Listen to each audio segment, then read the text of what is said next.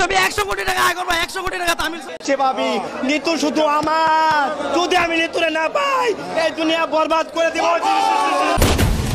পুরা দুনিয়া বরবাদ করে দিতে পারি। বরবাদ মুভির নিয়ে কথা বলবো। 18 কোটি টাকা দিয়ে আসলে কেমন ছবি হয়েছে, এটার অ্যাকশনটা কেমন হয়েছে,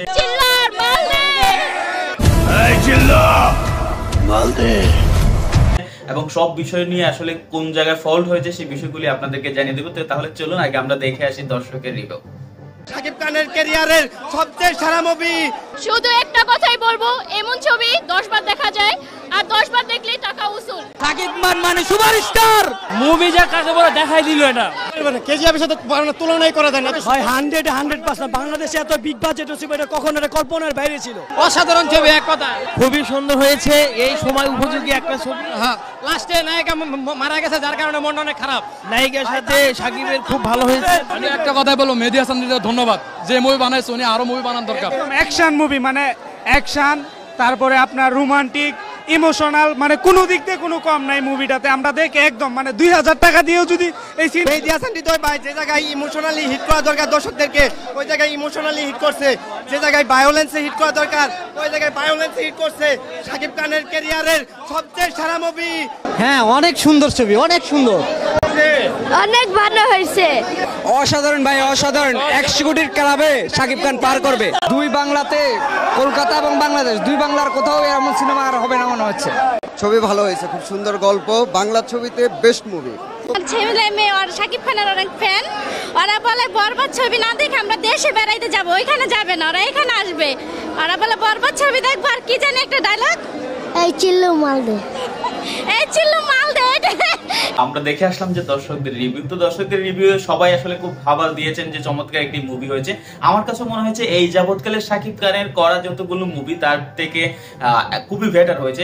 তিনি চমৎকার চমৎকার মুভি উপহার দিচ্ছেন এবং প্রত্যেকটা লুকে, প্রত্যেকটা মুভিতে আলাদা আলাদা লুক কিন্তু তার ক্রিয়েট হয়েছে, এবং এইটা তো এই মুভিটার ভিতরে ব্যতিক্রম নয়।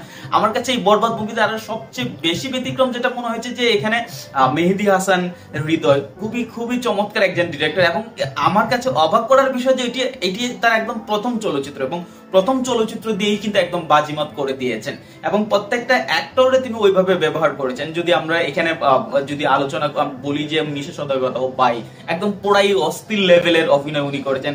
আসলে আমরা যেটা মিশা সদরকারকে যেটা দেখতে অভ্যস্ত, ওই তোকে মেরে ফেলবো, ওই এই যে কি এই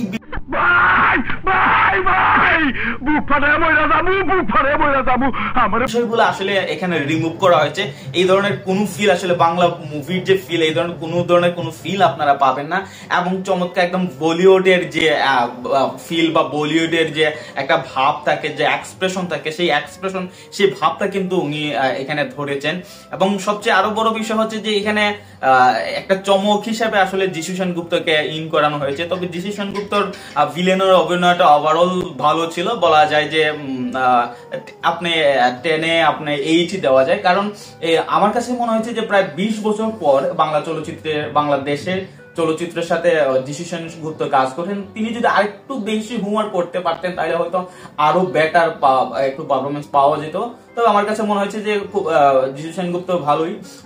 তবে সবচেয়ে ভালো বিষয় যেটা আমার কাছে লেগেছে, এবং যে অ্যাকশনগুলি মানে একদম মানে বলার বাইরে, যে অ্যাকশনগুলো খুবই ভালো হয়েছে। এবং এই ভালো হওয়ার পেছনে কিন্তু আরেকটি গুরুত্বপূর্ণ কারণ আছে, যে এখানে যে অ্যাকশন ডিরেক্টর ছিলেন তিনি কিন্তু বলিউডের একজন বিখ্যাত অ্যাকশন ডিরেক্টর রবি বার্মা এখানে কাজ করেছেন। এবং এই অ্যাকশন গুলাকে ফুটিয়ে তোলার জন্য এবং সবকিছু এডিট এবং সিনেমাটোগ্রাফি আসলে একটা বলিউড লেভেলের এবং আন্তর্জাতিক লেভেলের সিনেমা হওয়ার জন্য যে ধরনের আসলে ক্যামেরার কাজ দরকার, সেই ক্যামেরার কাজকেও যথাযথ এখানে আসলে করা হয়েছে বলে আমার কাছে মনে হয়েছে। আর শাকিব খানের কথা কি বলবো ভাই, যে শাকিব খানের ভাবটা এমন যে উনি ওনার লুকটা এবং শাকিব খানের যে ভয়েস বা শাকিব খানের যেভাবে তুলে ধরেছেন ডিরেক্টরে, সেইভাবে উনি যখন ফ্রেমে ঢুকছেন তখন আসলে ওনার কি ডায়লগ দিচ্ছে সেগুলো দেখার বিষয় না। উনি ফ্রেমে ঢুকলে পরে আসলে মানে মুভির যে কালারটা এটা একদম অন্যরকম হয়ে যায়, ভাবটা অন্য লেভেলের হয়ে যায়। তো আপনি এখানে বলতে পারেন যে ডায়লগ না দিলে যদি সেখানে থাকেন তাও কোনো ব্যাপার। তারপর যদি বলে ইদিকা পাল চমৎকার, এর আগেও উনি শাকিব খানের সাথে জুটি বেঁধে কাজ করেছেন। তবে এখন কিছুটা একটু ব্যতিক্রম এবং আগে একটু ভালো, বা যেটা আমরা আশা করছিলাম ইদিকা পালুর থেকে আগের চেয়ে বেটারই হয়েছে। এবং উনিও যখন আসলে ইদিকা পালুর যখন ফ্রেমে আসে আসলে সবারই একটা ভালো লাগা কাজ করে। তারপর যদি বলি যে এখানে একটা আইটেম সং, তো যদিও বলা হয় যে আইটেম সংটার ব্যাপারে অনেক বিতর্ক রয়েছে, বিভিন্ন বলিউড মুভির স্টেপ, ডান্সিং স্টেপ নকল করা বা ইত্যাদি ইত্যাদি বিষয়, তবে আসলে এর বাইরে যে আমরা যদি বিষয়টা এরকমই আসলে হয়, সবচেয়ে বড় বিষয় যেটা আগে আমরা যে সাকিব খানের বেশ গত মুভিগুলো দেখে যেটা আমরা বলতাম যে কাহিনীর দিকটা নিয়ে আমরা অনেকেই কি ছিল, আসলে কাহিনীর সব কথাগুলো বলতে চাই না, আপনারা হলে গিয়ে দেখবেন এই ছবির কাহিনীরা একদম অস্থির হয়েছে এবং চমৎকার হয়েছে। আসলে বাংলাদেশে এই বাজেটের মধ্যে এই যে মুভি এবং এটার যে কোয়ালিটি এবং বলিউডের সাথে টক্কর দেওয়ার মতো একটা মুভি হয়েছে, তো আমার কাছে মনে হয়েছে যে আসলে এইটার মানে ফল্ট খুব বেশি নেই। এবং ফল্ট কথাগুলো আমি বলতে চাই না, যে এইরকম মুভি যদি 5-10টা হয় তাহলে একদম বাংলাদেশের মুভি ইন্ডাস্ট্রি একদম দাঁড়িয়ে যাবে।